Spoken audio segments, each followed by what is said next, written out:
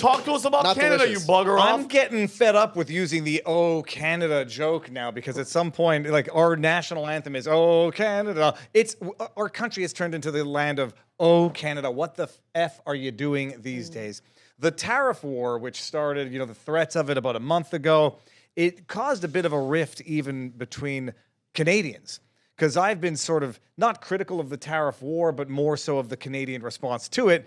Because you think you're entitled to free trade, and then everyone's like, well, we have NAFTA and we negotiated that, so you got to respect it. I was like, you could renegotiate things, and if you don't behave properly, you can allow someone to either pretextually or force renegotiations of prior agreements.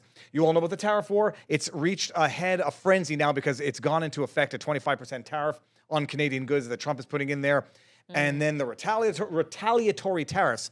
And some people don't understand it. They don't understand why Trump even suggested it in the first place, whether or not it's pretextual. If we could bring up the first one, I was responding in good faith to someone on the Twitter First, there you go. who says, what's the purpose of the, who was it? It said, oh, Rob, I don't know who the guy is, and I'm not trying to rail on him. He says, could someone please explain, the why Trump is pursuing a trade war? And I said, I responded to it in good faith. Maybe he doesn't know. Whether you consider it a pretext or not, Trump came in and said, you got, for whatever the reason, a fraction as many people crossing illegally or even legally from Canada to America versus Mexico to America. And yet you've got 8 to 10 times more people on terror watch lists being intercepted crossing from Canada into America. That ain't normal.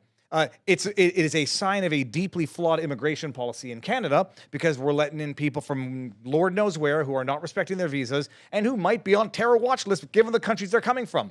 The other issue was fentanyl. Canada's got a massive fentanyl problem. They've got massive drug manufacturing problem. You got the government wanting to decriminalize hard drugs. Some might argue, Sam Cooper is a Canadian journalist who's been doing great work on this, some might argue because of ties that the government has to criminal organizations who manufacture this stuff. You get busts after bust after bust of drugs in Canada. So Trump says, you got a lot of people on terror watch lists crossing into America from Canada, and you got a big fentanyl problem there. Fix it up, or we're going to fix it up for you. Yeah, damn right. They say, at one point, Trudeau says, okay, fine, I'll appoint a fentanyl czar. And then everybody's like, this is pretextual. It's your border anyhow, so protect your own border. As if to not understand, I'll protect my own border by shutting shit down, which is not what he's doing yet. But it's the American border, and yet the problem's coming in from Canada because of immigration policies. Everybody knew it's a problem in Canada. So that's the essence of what has turned into the tariff war. This is an amazing... So Chris Pavlovsky, CEO of Rumble, puts out a tweet, says, this is exactly right. President Trump is spot on about what? Let's read Donald John Trump's. Just the first line. It's so Justin funny. Trudeau, comma, of Canada, comma. Nobody knows where Justin Trudeau No, is but I think it might have been a typo. He meant to say governor of Canada. Yeah. Justin Trudeau of Canada called me today to ask what can be done about the tariffs. I told him way too many people have died from fentanyl that came through the borders of Canada and Mexico. They're going to say 99% of it comes through Mexico. Big effing deal. 1% of it comes through Canada. That gets nabbed through Canada. That's not what's coming through. It has nothing. He says, I'm going to do it. He's done nothing to convince me it's stopped. He said it's getting better. I said, that's not good enough. This call ended in a somewhat friendly manner. He was unable to tell me when the Canadian election is going to take place, which made me curious, what's going on there? I love the way he writes. What's going on there? Eh? What's going on? And then realized he is just trying to use this issue to stay in power. Good luck, Justin. You have the Canadian politicians turning this into a trade war as though my analogy is they're playing power slap. And it's like Urkel from Family Matters playing power slap with Butterbean from the boxing fights back then. And he's saying, Butterbean, you get to go first. You're getting into a dollar-for-dollar tariff war with a country that is 10 times the population, much more of the GDP. You have half the GDP of the biggest GDP state in California. So it's an asymmetrical war that they're trying to wage instead of focusing on what they acknowledge is the problem. And some might surmise it's specifically so that Trudeau can use it as a pretext to stay in power longer, postpone elections longer. You want to say something? No, you're not reporting on the fact that Canada has struck back. Oh, we're getting there. In a blow that will echo through the corridors of history for its impact and ferocity.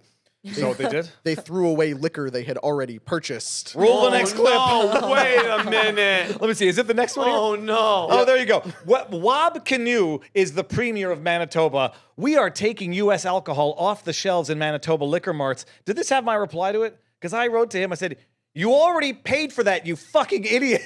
You've paid for that. And now you're going to take it off the shelves after you've paid for it to show. So what? Now we're going to get stuck. Look, Canada's got some good, I don't know, you got Seagram's whiskey. It's Whatever, crap. dude. They are punishing, they're cutting off their nose to spite their face in terms of their access to stuff. And they're going to punish the environment if they think that green cars are the way to the future by imposing a 100% tariff on what's his face, Elon Musk Tesla. They're going to go buy their stuff from China, which is the greatest polluter on earth. And they're going to cripple themselves economically. But it gets even better. What's the next one we have here? Listen to what do you guys know who Doug Ford is? Rob Ford's brother. That's right. You know who Rob Ford was? The crack loving what That's pretty mayor? much that's yeah. Oh, you know what? Now you may. I think he was.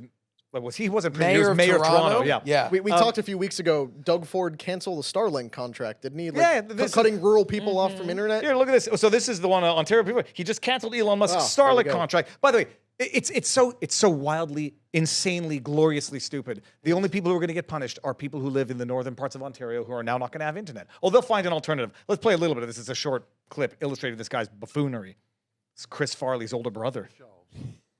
Also, starting today, all U.S.-based companies will be banned from taking part in government procurement. Every year, the province and its agencies spend about $30 billion on procurement, alongside our more than $200 billion plan to build infrastructure. U.S.-based businesses will now lose out on tens of billions of dollars Pause in it. revenues. U.S. business. Who's going to fill the void?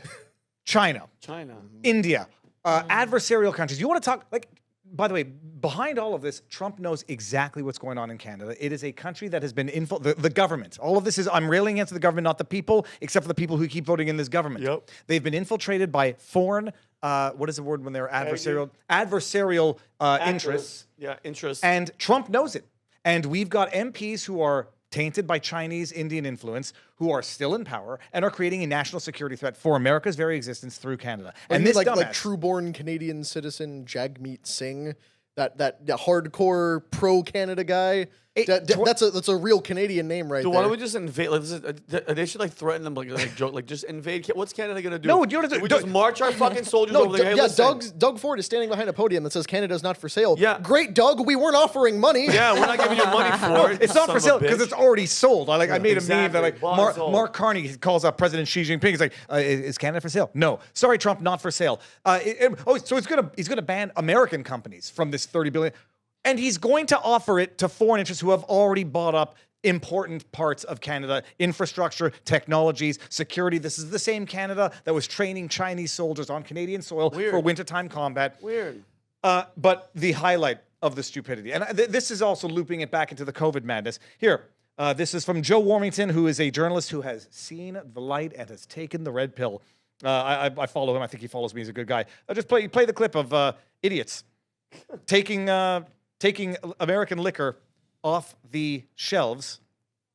And what are you gonna do? By the way, Oh, not Jack Daniels. no, you What a got sick you got your good bourbon there. You got your Maker's Mark. That Woodford Reserve up on top, like that is high quality bourbon. The irony is that the liquor commissions of Canada are putting out of business the independent liquor makers in Canada, and I know this because my brother-in-law used to be a shareholder in a company called La Chaufferie. It was a beautiful gin.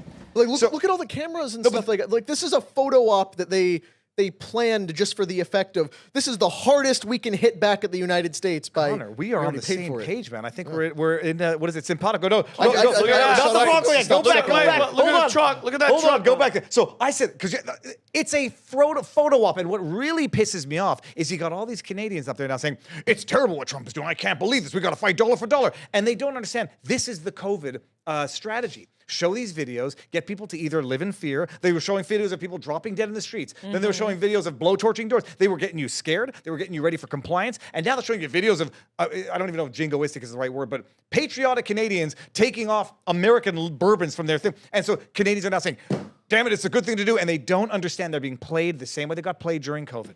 Amy, you look like you got something to say.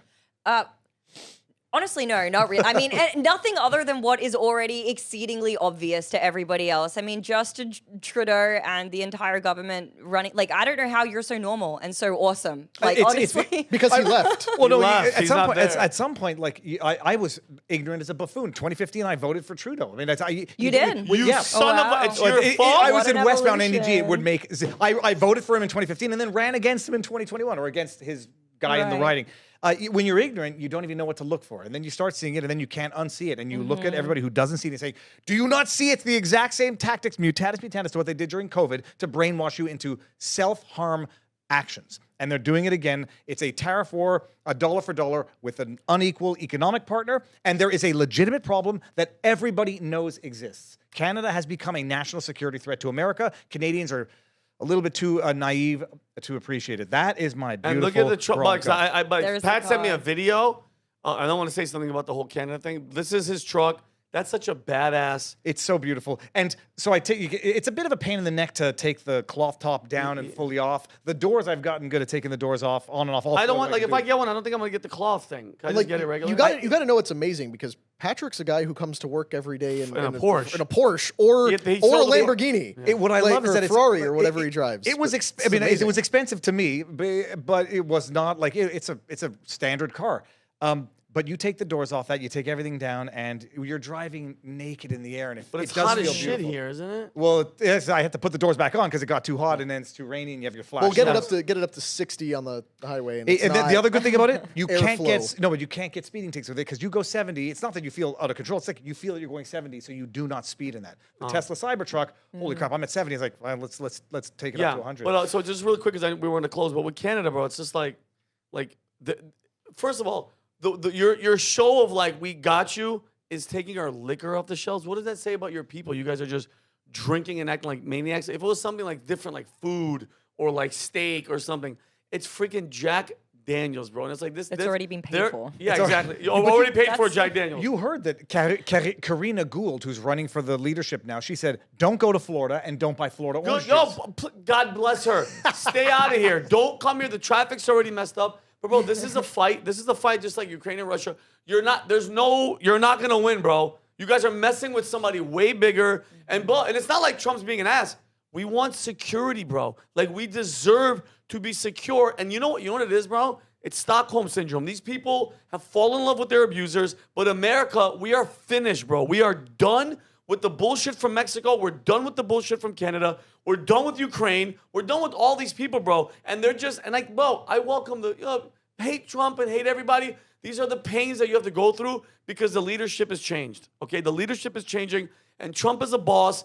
Biden was a freaking loser. I've said this before. There's a difference. One was a doormat. One's a matador. There's a whole. Did you make that up? Yes, I did. That right is now. actually well, damn no, I good. actually did a while ago. But That's damn good. But think about it. One gets walked over. The other one is bro. They're not used to it. Could you imagine your father, your actual father is Biden, and then all of a sudden now she leaves him, and now this guy comes in and he's authoritative and he's telling you to make your bed, and he's the father that you needed, not the other piece of shit that left you. So it's gonna hurt for a little bit, guys. It's gonna be a little topsy-turvy, but how he has to undo what they did, dude. For 4 years, we've been getting railed.